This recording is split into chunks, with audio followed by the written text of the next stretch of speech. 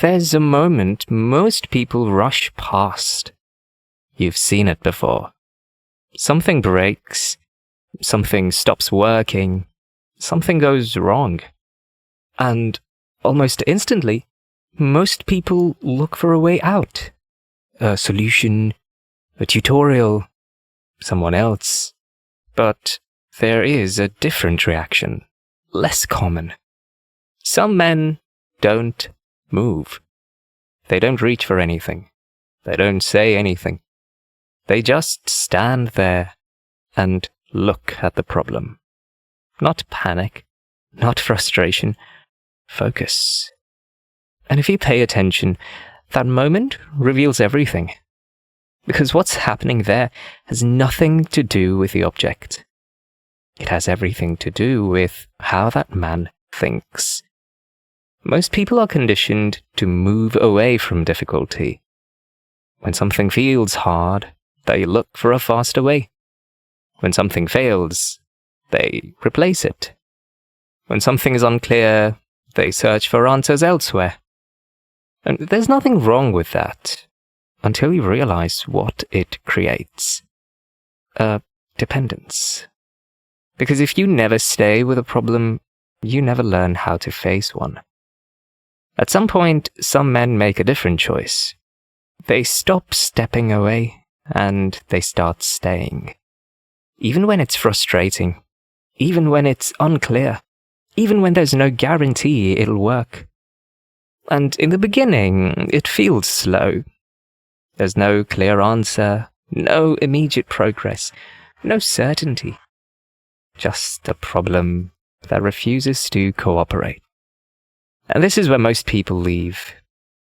But the men who stay start seeing something different. Patterns. What changes, what doesn't, what actually matters.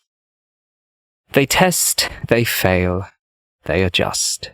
And slowly, they build something deeper than skill. They build trust.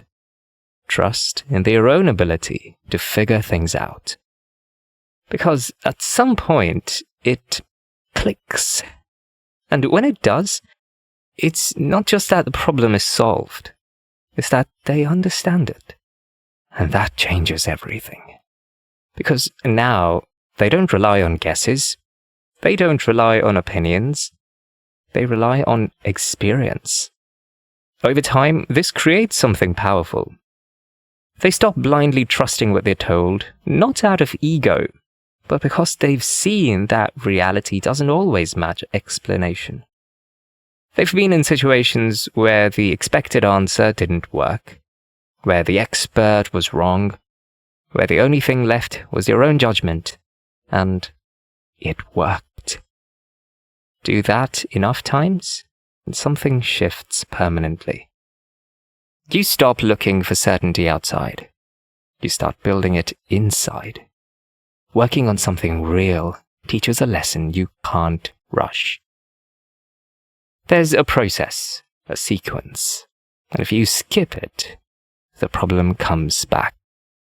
Usually worse. Men who learn this become different. They don't chase shortcuts. They don't expect instant results.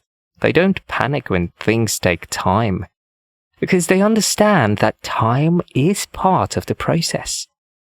And for many of them, this didn't happen alone.